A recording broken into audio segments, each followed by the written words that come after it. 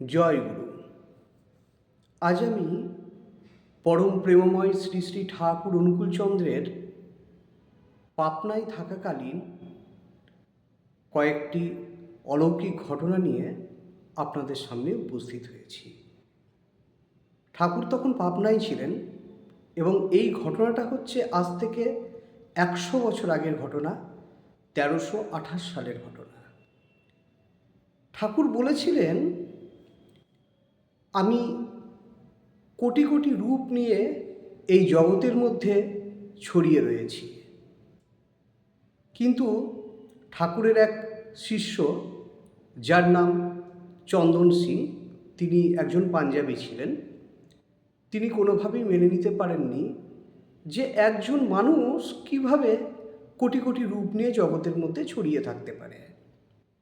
ঠাকুর কিন্তু তার মনের কথাটা তখনই বুঝতে পেরে গিয়েছিলেন, আর তখনই হয়তো তিনি ঠিক করেছিলেন তাকে বুঝিয়ে দিতে হবে।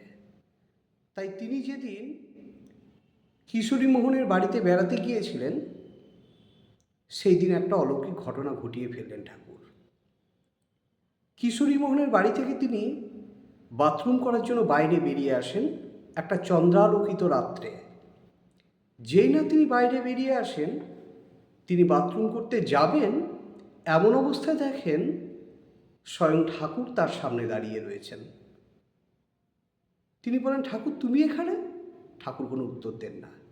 সঙ্গে সঙ্গে তিনি অন্যদিকে ঘুরে দাঁড়ান, দেখেন ওখানেও ঠাকুর দাঁড়িয়ে আছে।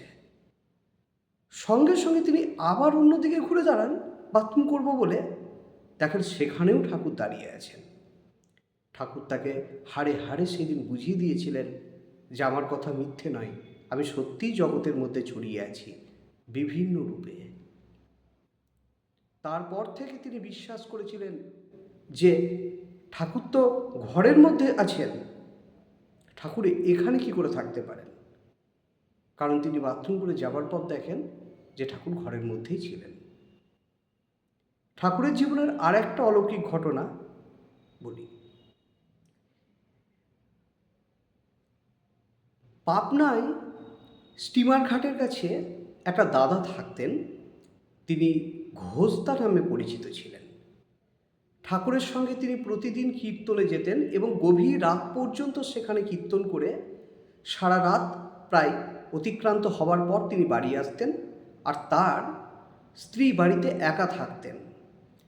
তার মন কিন্তু পড়ে থাকতো কীর্তন করতে করতে সেই বাড়ির দিকে, যে আমার স্ত্রী বাড়িতে কিন্তু একা রয়েছে। যাই হোক, তিনি কীর্তন করে একদিন বাড়ি ফিরলেন এবং কীর্তনে কী কী হলো, ঠাকুর কী করলেন ইত্যাদি ইত্যাদি বললেন। তখন তার স্ত্রী বললেন, কিন্তু ঠাকুর যে আমার বাড়ির সামনে গেটের মুখে পাহারা দিয়ে বসেছিল। তিনি বললেন, তা কী করে সম্ভব? দিয়ে তিনি হেসে উড়িয়ে দিলেন। পরের দিন সেই আবার সেই কীর্তন করতে গিয়ে যখন তিনি ফিরে এসে ঠাকুরের কথা বললেন, তখন বলছে, ঠাকুর তো আমার গেটের সামনে পাহারা দিয়ে বসেছিল। এইভাবে কয়েকদিন যায় এবং সেই একই উত্তর তিনি তার স্ত্রীর কাছ থেকে পান। ঠাকুরকে তিনি তার পরের দিন গিয়ে জিজ্ঞাসা করেছিলেন, ঠাকুর আমার স্ত্রী এই কথা বলছে। ঠাকুর কোনো উত্তর দেননি। তিনি অনেক আবিষ্কার করার চেষ্টা করেছেন এর সত্যতা, কিন্তু কোনোদিন তিনি আবিষ্কার করতে পারেননি, কারণ ঠাকুর কিন্তু তার সঙ্গে কীর্তনে মত্ত সেইখানে। তার বারবার মনে হয়েছিল কি করে সম্ভব একজন দুটো জায়গায় অবস্থান করছেন। ঠাকুরের জীবনের আরেকটা ঘটনা বলি, শুনুন। একদিন অনেক রাত্রে ঠাকুর তার একটা শিষ্যের বাড়ি গেলেন এবং গিয়ে তিনি বায়না ধরলেন, এখনই আমাকে তোরা মিষ্টি বানিয়ে খাওয়া। তারা তো সব ফ্যাসাদে পড়ে গেল। তারা বললেন, ঠাকুর এত রাত্রে সব জিনিসপত্র জোগাড় করবো কি করে? কিন্তু ঠাকুর আবদার করেছেন, তা কি না দিয়ে সম্ভব? তখন সঙ্গে সঙ্গে বললেন, ঠিক আছে ঠাকুর, আমরা যথাসাধ্য চেষ্টা করছি, কিন্তু একটু সময় তো দিতে হবে। ঠাকুর বললেন, ঠিক আছে, তাই হলো। তারা যে যেখানে পারলো ছুটতে শুরু করলো অত গভীর রাত্রে, যে জিনিসপত্র নিয়ে তারা উপস্থিত হলো। কিছুক্ষণের মধ্যেই ঠাকুর আবার আবদার করে বসলেন, আমার প্রচণ্ড খিদে পেয়েছে, দে তাড়াতাড়ি দে, আমি আর থাকতে পারছি না। তারা বললেন, ঠাকুর একটু সময় তো দিতে হবে, নইলে কী করে বানাবো বলো। তখন একজন শিষ্যের মাথায় এলো ঠাকুরকে থামানোর একটাই অপশন পড়ে আছে, আর সেটা হলো কীর্তন। সঙ্গে সঙ্গে তিনি খোলকর্তাল নিয়ে কীর্তন স্টার্ট করে দিলেন এবং ঠাকুর অলরেডি তার সঙ্গে মত্ত হয়ে পড়লেন। তুমুল কীর্তন শুরু হয়ে গেল। অলরেডি খাবার তৈরি হয়ে গিয়েছে।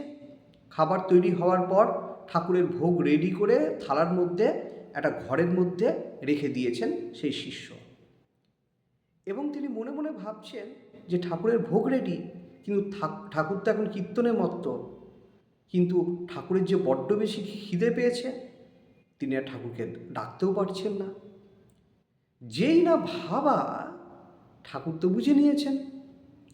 ব্যাস কিছুক্ষণ পরে হঠাৎ দেখছেন তিনি যে ঠাকুরের এই কপালের কাছে রক্ত ঝরে পড়ছে, আর অন্য একজন শিষ্য দেখছেন ঘরের মধ্য থেকে একটা শিয়াল বেরিয়ে চলে আসছে। তখন তিনি ঘরে ঢুকে দেখছেন যে সমস্ত খাবার খেয়ে ফেলেছে শিয়ালে। তিনি সঙ্গে সঙ্গে এসে খবর দেবেন কি, এমন অবস্থায় সে আগের শিষ্য ঠাকুরকে বলছেন, ঠাকুর তোমার এই কপাল থেকে রক্ত ঝরছে কেন? ঠাকুর বললেন, বড্ড খিদে পেয়েছিল, তাই তোর ঘরে খেতে ঢুকে পড়েছিলাম, দিয়ে তোর এই বেড়াতে আমার কপালটা গেল কেটে। বলছে, বেড়াতে কপাল কেটে গেল? তুমি তো এইখানে কীর্তন করছো। ওই শিষ্য এসে সঙ্গে সঙ্গে বললেন যে যা, দুর্ঘটনা ঘটে গিয়েছে, ঠাকুরের খাবারে মুখ দিয়ে দিয়েছে একটা শিয়ালে। ঠাকুর হাসতে শুরু করেছেন হো হো করে, তিনি বলছেন, আরে আমিই তো খেয়ে এলাম। তখন ওনারা বলছেন, তা কী করে সম্ভব ঠাকুর, তুমি তো এখানেই কীর্তন করছো। ঠাকুর বলছেন, বিশ্বাস হচ্ছে না? এই না আমার হাত শোক, মুখ শোক। ঠাকুরের হাত এবং মুখ শুকে দেখছে, হ্যাঁ, টাটকা বানানো মিষ্টির সেই গন্ধ। এবার ভেবে দেখুন এটাকে কি বলবেন আপনারা? ঠাকুরের এই লীলার ঘটনার কি বলবেন? আমরা অলরেডি পেয়ে গিয়েছি, বিজ্ঞান এখন বর্তমানে আবিষ্কার করে ফেলেছে যে একই সময়ে একই সঙ্গে দুটো ভিন্ন ভিন্ন জায়গায় একই কণা অবস্থান করতে পারে, আর সেটার নামও তারা দিয়েছে ঘোস্ট পার্টিকেল বা ভুতুড়ে কণা। কিন্তু এই ঘটনাটা ভুতুড়ে কণা বা ঘোস্ট পার্টিকেল, এটা বস্তুর ক্ষেত্রেই সম্ভব, অর্থাৎ পার্টিকেলের ক্ষেত্রেই সম্ভব, কিন্তু মানুষের ক্ষেত্রে কিভাবে সম্ভব?